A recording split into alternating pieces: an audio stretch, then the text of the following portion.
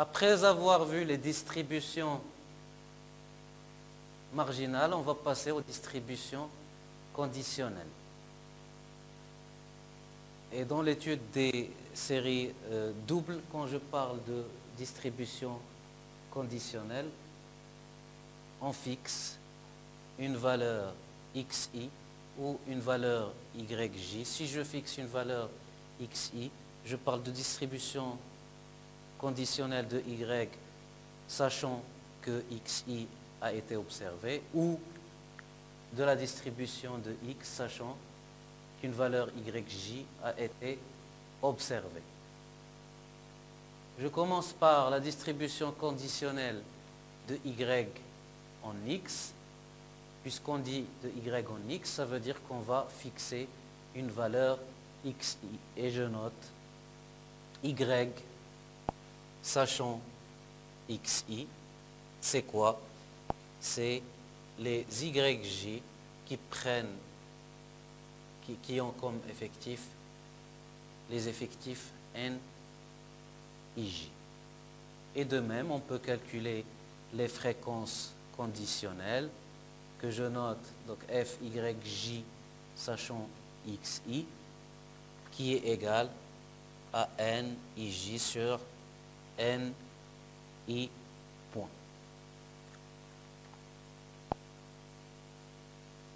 La moyenne conditionnelle, quand je parle de la distribution conditionnelle de y en x, je note y bar, sachant que xi a été observé, et c'est égal à 1 sur l'effectif marginal de xi, la somme des effectifs partiels fois les modalités yj. La variance conditionnelle, c'est la formule que vous voyez ici. Et si je veux l'écart type conditionnel, il suffit de mettre cette quantité en racine carrée. Maintenant, la distribution conditionnelle de x en y. Donc ici, on va s'intéresser aux modalités de x, mais en fixant une valeur, une modalité pour y qui est yj. Et je vais noter x sachant yj, qui a comme modalité les xi et qui a comme effectif les nij. Et je peux déterminer ou définir les fréquences conditionnelles qui sont égales à nij sur n point j, qui est l'effectif marginal de y. La moyenne conditionnelle x, sachant qu'un yj a été observé, en notant x bar, sachant yj, c'est égal à 1 sur n point j. Si je fixe y1, par exemple, je vais parler de x bar, sachant y1, et ce sera 1 sur n.1. La somme de i égale à 1 jusqu'à p de n i1 x et i. Donc ici, ce qui va varier, c'est le i, et le j, il est fixé, il est égal à 1, puisque je dis, sachant que y égale à 1. La variance conditionnelle, c'est égal à 1 sur n.j. Je vais supposer que je fixe y, je vais dire 1 sur n.2, la somme de i égale à 1 jusqu'à p de n i2 fois xi moins x bar, sachant y2 au carré. Je vais étudier la distribution conditionnelle y, sachant que x est dans la classe 4000, 6000.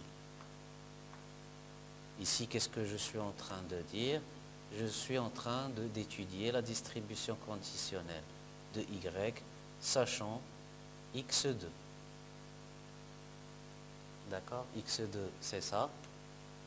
On a dit cette distribution, elle prend quoi comme valeur? Puisque j'écris y, c'est-à-dire j'aurai y1, y2, y3, et j'aurai les effectifs. Donc ici, x est fixé en 2, c'est-à-dire je vais avoir l'effectif n de 1, n2, 2 et n2, 3.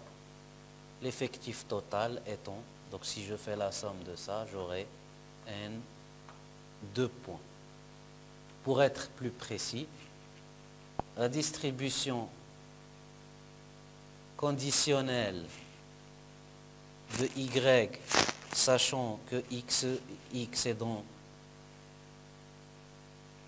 sachant x2, c'est la distribution suivante. y1 c'est 1, y2 c'est 2 et y3 c'est 3, sachant que x2 a été observé, c'est-à-dire je suis sur cette ligne et je m'intéresse à y, mais juste par rapport à cette ligne-là, j'aurai 1 comme effectif, 5 et 1, et l'effectif total sera 7. Je cherche par exemple la fréquence conditionnelle de y1, sachant que x2 a été observé, je note comme ça, ou je note f de j égale à 2, sachant que i égale à, j égale à 1, sachant que i égale à 2. Ça, c'est égal à n, on a dit c'est nij, c'est-à-dire n de 1 sur n 1 point. Je reviens à mon tableau. y1, sachant que x2 a été observé, ici c'est n2 points. Ce sera égal à 1 sur 7. Pardon, c'est 1 sur 7. Ça, c'est la fréquence conditionnelle de y1, sachant x2. X, sachant y3. C'est-à-dire, je m'intéresse à toutes les modalités de x, sachant que y3 a été observé. Si y3 a été observé, je suis sur cette troisième colonne et je vais dire que la distribution conditionnelle, c'est, donc ici j'écris les modalités, les xi, 4000, 4000, 6000, 6000, 8000, et j'écris les effectifs. Donc j'ai dit, sachant que y3 a été observé, donc c'est les effectifs n1, 3, n1, 3 c'est égal à 2, n2, 3 c'est 1, n3, 3 c'est 4. Et l'effectif total c'est 7, c'est n.3. Si je souhaite avoir la fréquence conditionnelle de x1, sachant que y3 a été observé, donc y3 a été observé, je cherche x1, c'est égal à 2 sur 7. C'est égal à n, 1, 3 sur n point 3. La moyenne conditionnelle x bar, sachant que y3 a été observé, on a dit C1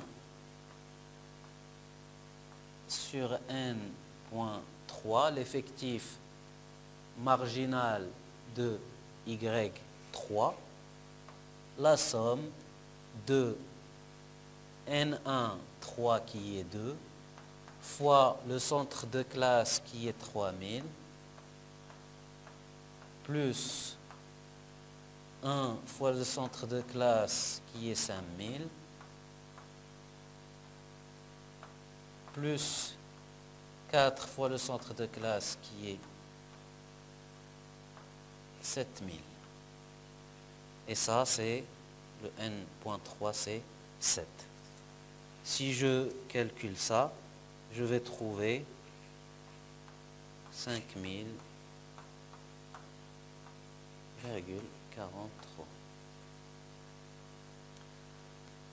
Bon, si je souhaite calculer la variance conditionnelle de x, sachant y3, je vais dire que c'est C1 n.3 fois la somme des effectifs fois les centres de classe au carré, c'est-à-dire 2 fois 3000 au carré, plus 1 fois 5000 au carré, plus 4 fois 7000 au carré. Tout ce résultat, je soustrais la moyenne conditionnelle, 43 au carré, ce qui va me donner 3, 1, 0, 2, 0, 4, 1. Si je veux l'écart type conditionnel, il suffit de mettre cette valeur, de mettre la racine au carré, et je vais avoir l'écart type conditionnel de x sachant y3 égale 1761,3. La première chose, une fois on a le tableau de contingence, on peut utiliser le théorème suivant. Donc si x et y sont indépendants, x et y, on dit que x et y sont indépendants, si et seulement si f, i, j, la fréquence partielle i, j égale au produit des fréquences marginaux f, i point fois f point j. Donc si on nous donne un tableau de contingence et on nous demande est-ce que les variables sont indépendantes, il suffit de trouver un seul i et un seul j pour lesquels j'ai la fréquence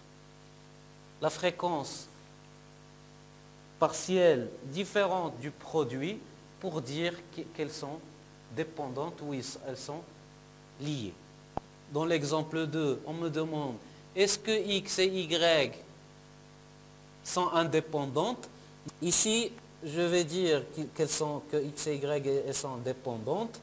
Et pour cela, on a dit il suffit de trouver un seul i et un seul j pour lequel f, i, j est différent de f, i point fois f point j.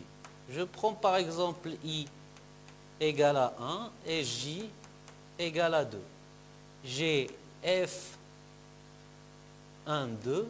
Donc quand je dis f1, 2, je suis sur la première ligne et la deuxième colonne. Donc j'ai un effectif de 4 et le total c'est 100.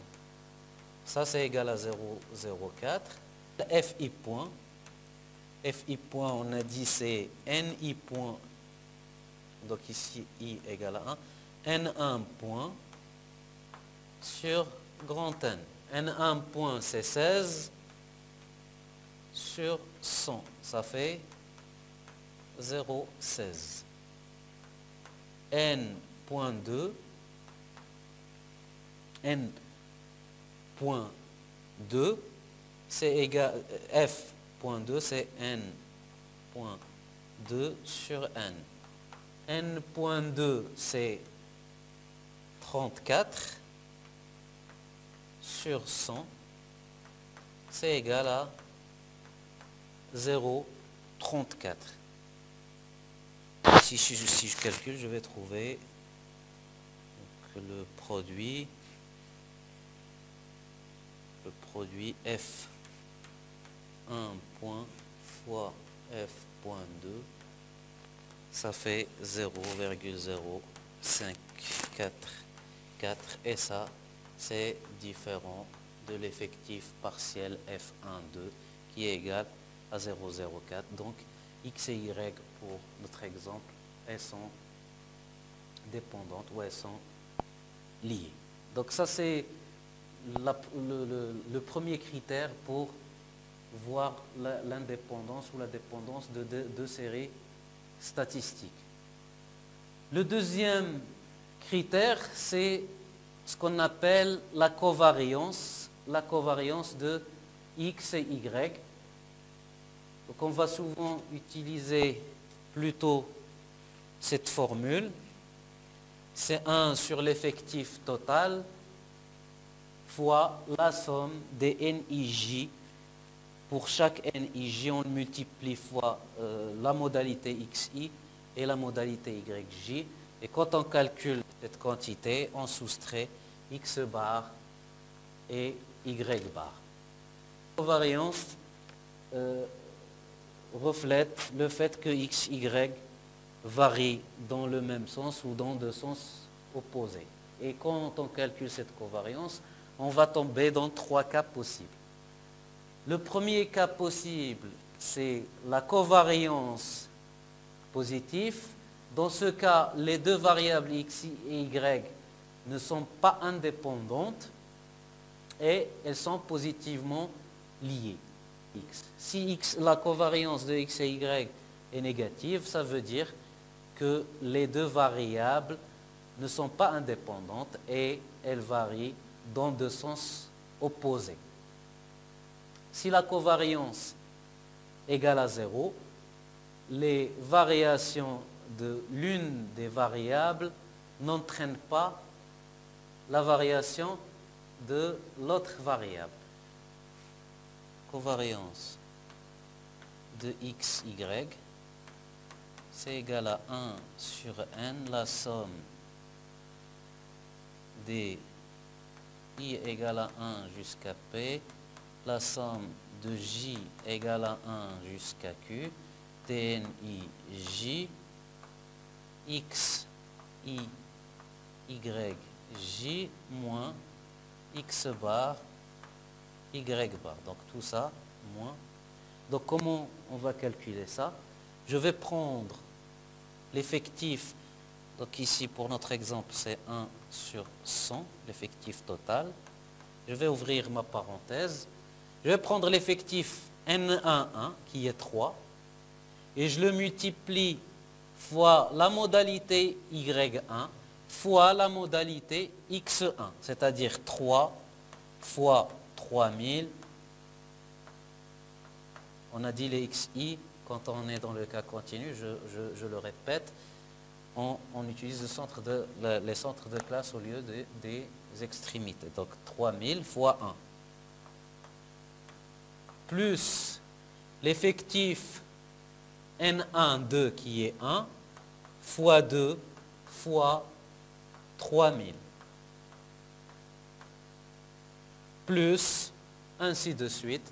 Donc 2 fois 3 fois 3000, plus 1 fois 1 fois 5000, plus 5 fois 2 fois 5000, plus 1 fois 3 fois 5000, plus 1 fois 7000 fois 1, plus 2 fois 2 fois 5000 plus 4 fois 3 fois 5000.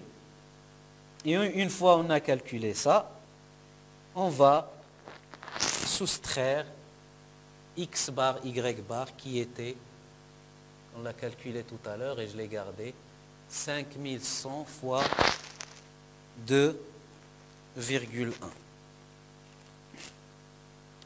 Je vais passer au deuxième exemple et on va essayer de calculer la covariance.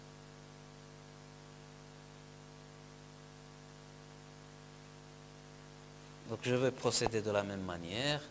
Covariance de x, y, c'est égal 9 fois 0 fois 1 plus 4 fois 0 fois 2 plus 3 fois 0 fois 3 plus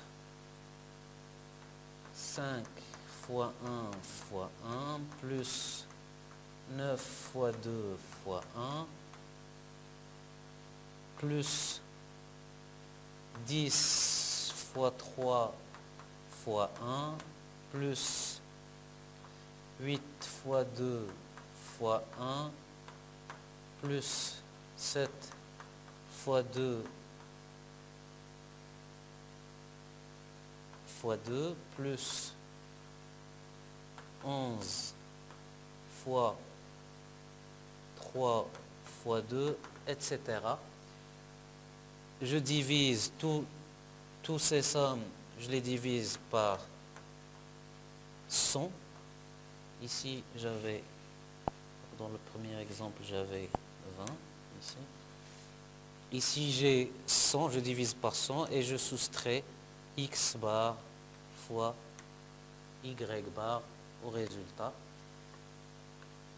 Je vais trouver une covariance pour le premier exemple. Je vais trouver une covariance, je vais l'écrire ici, covariance de x, y égale à 390 et une covariance de x, y égale à 0, 2, 6, 9, 8. Donc ici je peux dire que pour le premier exemple, j'ai une covariance positive de 390, c'est-à-dire x et y, ils sont dépendants, c'est-à-dire ils sont liés et ils sont positivement liés, c'est-à-dire l'augmentation de x entraîne une augmentation de y et l'augmentation de y entraîne une augmentation de x puisque la covariance est positive. Ce résultat est logique, d'autant plus qu'on parle de nombre d'années. Plus on travaille dans une entreprise, plus les salaires augmentent. Donc c'est normal qu'on trouve une covariance positive. La même chose pour x et y dans le deuxième exemple. Ils ont une covariance qui est positive malgré qu'elle est faible. Ça veut dire que l'augmentation de x entraîne l'augmentation de y. Si on a plus d'enfants, on doit avoir plus de chances. La covariance, elle mesure la dépendance ou l'indépendance et le sens de cette dépendance, s'il existe, mais c'est un critère qui n'est pas très fiable. Pourquoi il n'est pas très fiable? Je vais revenir à mon premier exemple et je vais vous expliquer ça.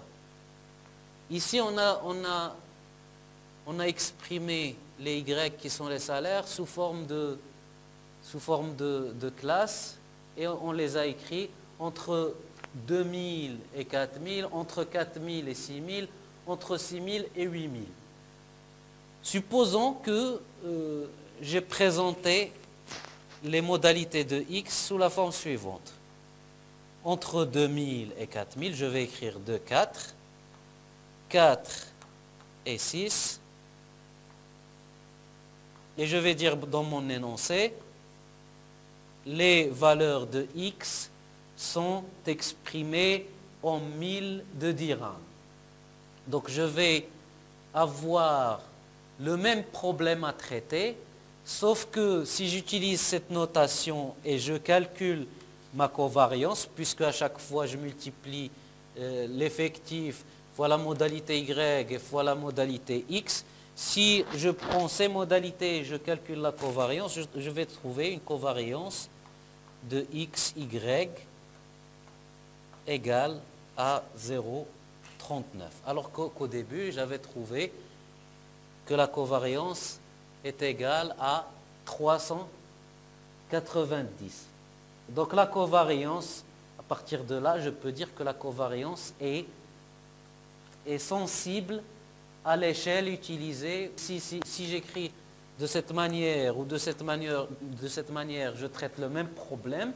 Mais ici, je trouve une covariance qui est faible. Ici, une covariance qui est forte.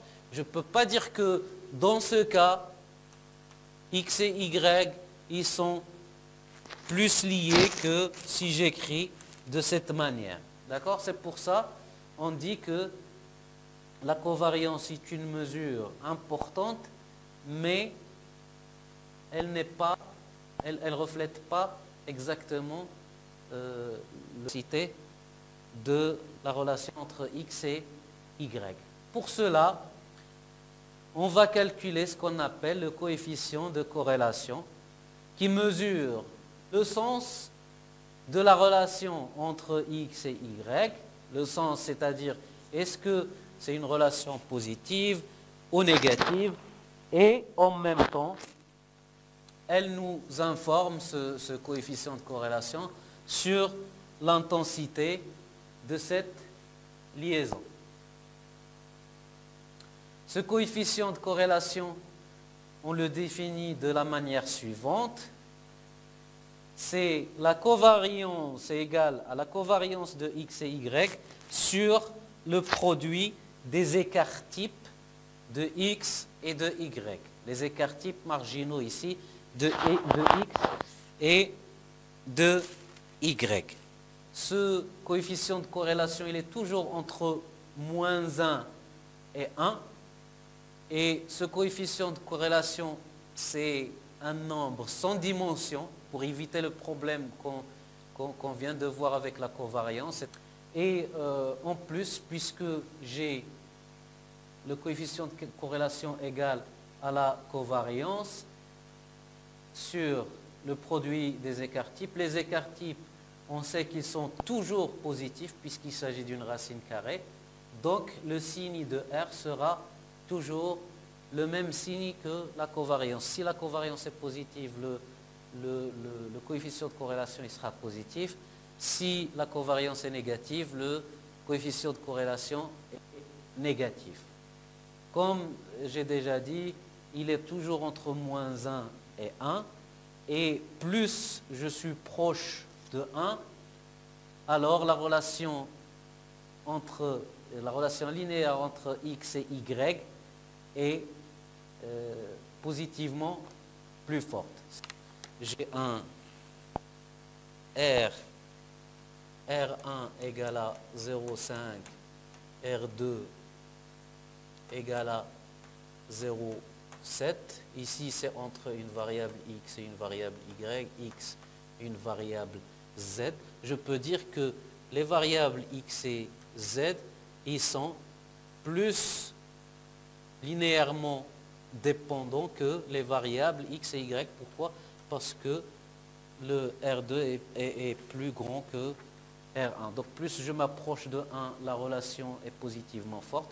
Plus je m'approche à moins 1, plus la relation est linéairement plus forte et négative. Et plus je m'approche de 0, plus la relation linéaire entre les variables pour lesquelles je calcule mon coefficient de corrélation est faible.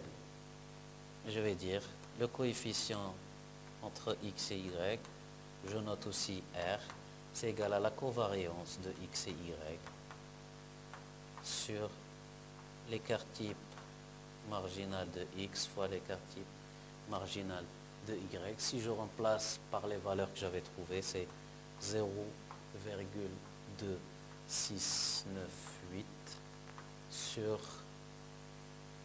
donc 0,8 fois 1,2923.